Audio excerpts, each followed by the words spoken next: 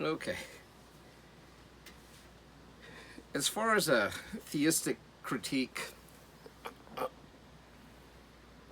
straighten that up a little. As far as a theistic critique of atheism goes, um, one of my biggest concerns, and when I talk to my friends who don't believe in the supernatural, they only believe in a physical material world, is I talk to them about them living in a one-dimensional world. And this would also apply to pantheists. Remember, we talked about naturalism, materialism being monistic. And what I mean by that is they only believe in one underlying reality, and that is a physical material substance. For the pantheist, with all the different flavors and layers stripped away, for them the one underlying substance is the spiritual, which would also make them one-dimensional.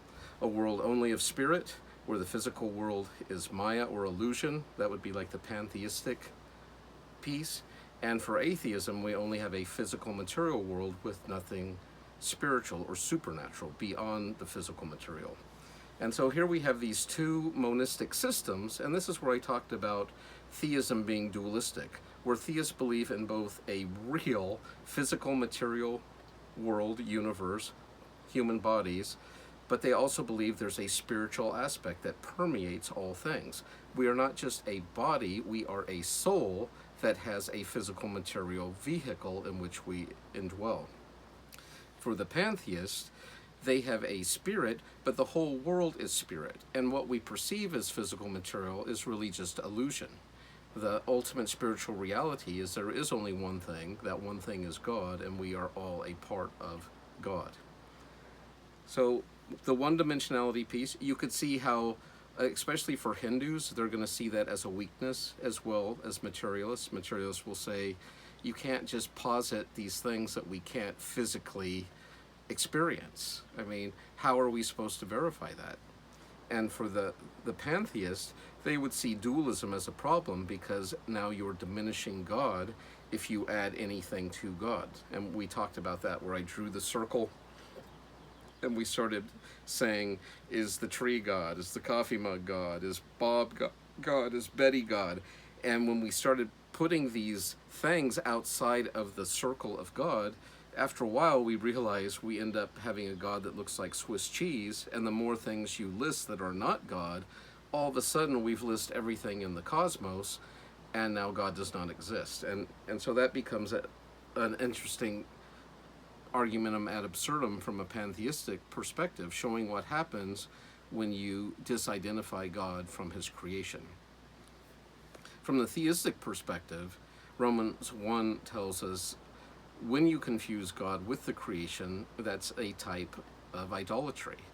And we are to worship the creator, not the creation.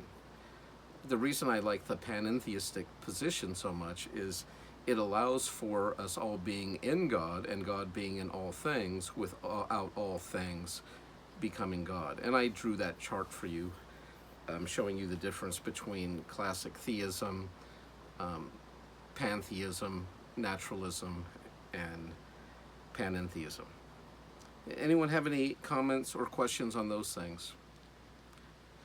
Later, when we get into the pantheistic talk, one of my personal concerns with pantheism, even though they believe in God, the God of many pantheists seems to me much more like the Force in Star Wars. In fact, George Lucas used a lot of Eastern philosophy and religion in writing that series. And so we have this tension, right? This yin-yang between the good and evil, the light and the darkness.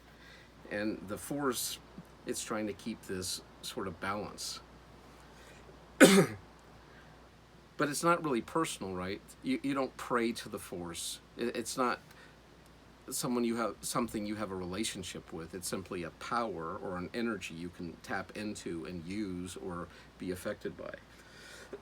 I was talking to this one Hindu woman I met on an airplane flying home from some trip, and I asked her, it was interesting, we were both actually reading the same book, and so we had a good discussion about it.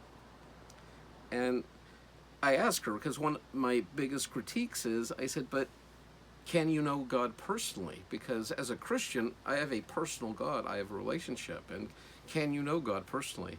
And she just gave me a Buddha smile, and she said, I can know God as well as I can know myself, which I thought was a fantastic pantheistic answer, because in the end, she's acknowledging that she herself is God, or at least a part of the divine. And but what a weight, right? If I had that degree of deity where I was the end all be all of all things, not only am I responsible for my own actions and choices and well being and happiness, but for that of all things, of the whole cosmos. And that's quite a burden to bear. But you'll see as I'm going to post up some lectures on Hinduism. Actually, I already put them up. I put up their creation account, which I think I'll watch with you. And then the other lectures on Hinduism I'll let you watch at your leisure. And then when I'm up again next Tuesday at 11, we can discuss those things. So, any other questions or comments? We talked about the problem of evil. We talked about, a little bit more on the problem of evil. I was kind of all over the road, but I was talking about ways we define evil, and how I said I wouldn't really categorize things like tsunamis and earthquakes, floods as evil, even though from a human perspective we could certainly see them that way, and they can bring a lot of death and destruction.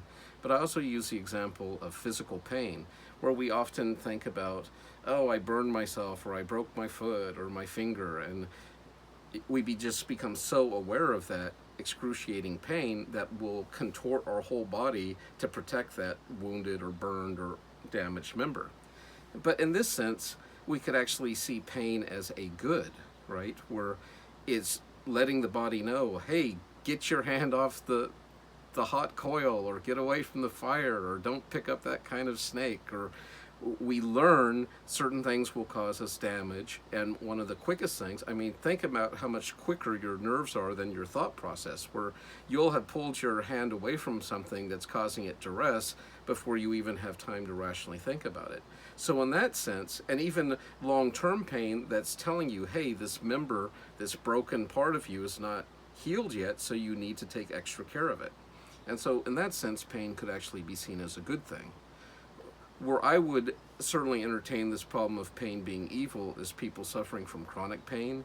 Yeah, they know they're sick, they know they're damaged, they know they're broken, but the pain just keeps going, and there's nothing they can do about it. And I don't know if you've ever met anyone that lives in chronic pain, but it's really hard. I mean, think about when you're not feeling well, how hard it is to be pleasant and civil and patient when the vehicle you're traveling in, unlike a car where you get out of it and it no longer affects you if it's got a dented fender or a leaking radiator, our bodies, we don't get to just pop out and disassociate ourselves with the pain. It's a much more intimate relationship we have with our physical bodies than we do with our other vehicles. Any questions, comments about pain and suffering? Some of you in the discussion boards mentioned that some of the positive aspects of pain, it can show us why we need to change certain behaviors, whether that's how we eat or activities we're involved in. They can serve as kind of like a warning. The pain often associated with death or dying, that can also bring us to a place of reconciliation or introspection, making things right with those we love, we care about. It can show us some empathy for others who are suffering. So there's lots of positive benefits to pain, but of course part of the Christian hope is to be in a world where there is no pain, no suffering, no more tears, and that is part of the hope of heaven. Pros and cons, of course. Heaven is a pro, hell is a con, but they kind of come as a match set within most theistic traditions.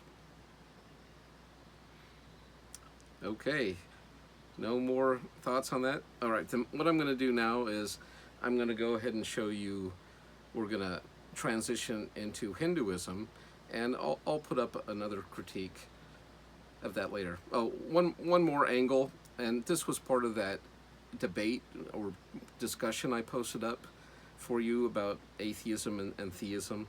Part of what the theist was trying to get across was you cannot have absolute truth without a God.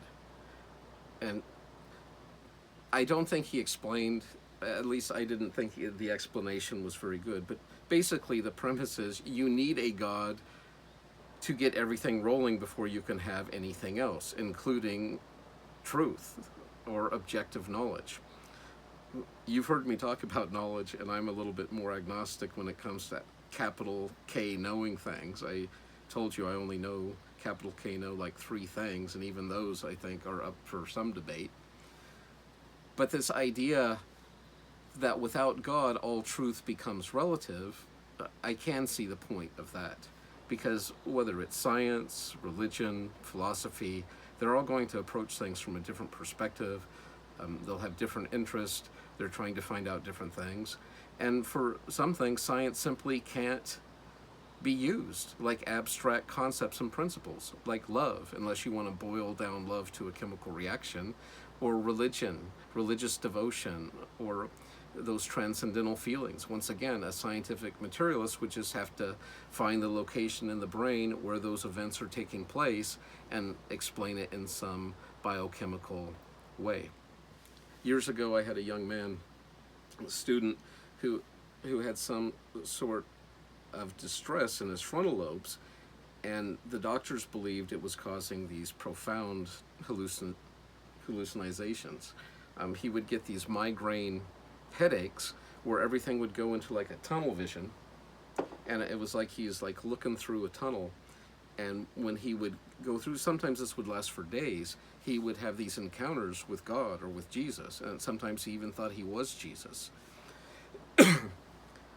And part of the solution was they were able to put like a battery pack in his chest, and under his skin they ran some wires up his neck into his frontal lobes, and it would give a slight electrical pulse. And so as the charge would pulsate, he would talk in a rhythmic pattern where his words would rise and fall with the pulsing of this electric charge to keep him evened out. It was super fascinating to watch.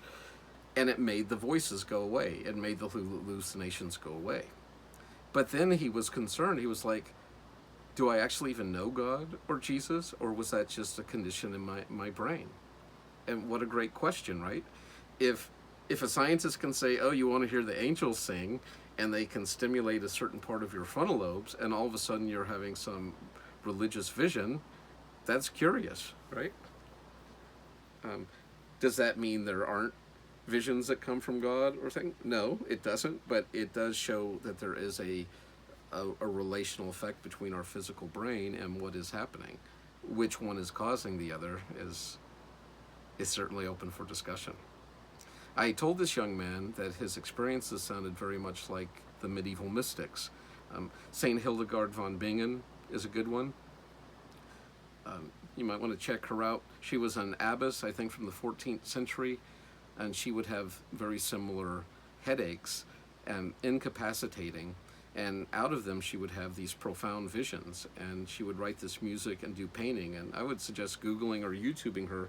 We still have much of her music today that's been redone. It's in Latin, but it is hauntingly beautiful. I would suggest giving it a try. But that's what I told this young man. I said, I do not know whether this is a physiological condition of something going wrong in your brain, or if this is some sort of religious experience that you're having. Or, I'm certainly postmodern enough to believe it could be a little of both. There could be something physically going on, but there could also be a spiritual counterpart that's happening. And so a very interesting young man, and someone's asking their name, and I wouldn't share it if I knew it, but I have forgotten it. It was probably 15 years ago I had this student. Any other questions, comments?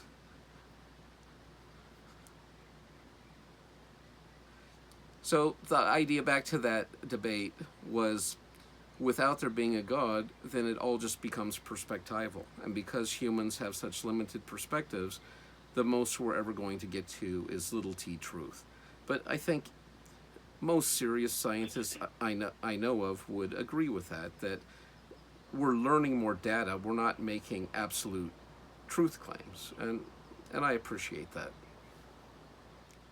You can see how offensive it would be for a scientist, though, for a religious or a theistic person to make absolute truth claims. And that's very much a part of theism, right? This idea that we can know with certainty different things. What theists need to remember, though, is we know with certainty by faith. We don't know with certainty by sight. And so that's the faith piece that a naturalist is certainly not going to entertain. Besides, it's a gift from God. How can you entertain what you do not have? And that's what I tell my atheist friends. It's just because you haven't experienced what I've experienced doesn't mean it's not true. And you can certainly choose to disbelieve my experience, but when you start telling me what I have or have not experienced, that seems to be a bit beyond your empirical knowledge base, because you do not know subjectively what's going on inside of my head. And that's part of why when we talked about Kierkegaard earlier, I love him so much. And it's a very different type of argument for the existence of God. It's a faith-based argument.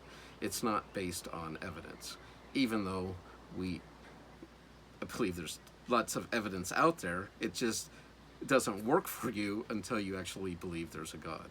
And that goes back to Augustine's, we believe in order that we may know, that belief precedes knowledge. The faith comes first, then all sorts of things become reasonable. But without those God goggles on, or those Jesus goggles on, then of course you're going to be seeing a very different world. And the atheist is going to see just a one-dimensional, physical, material world. You're born, you live, you die. Any sort of eternal life you may have, if you want to call it that, or living beyond yourself, would be passed on through your genetic code. That's how things live on, not their own individual personality or spirits. You're simply replicating and sending your genes into the future. And I don't know, that's kind of a dark life for me. It's so physical, it's so carnal in the truest sense of the world, where everything just comes down to its physical context or being. All right, any other comments or questions on that? Okay, well, I'm going to stop this video real quick.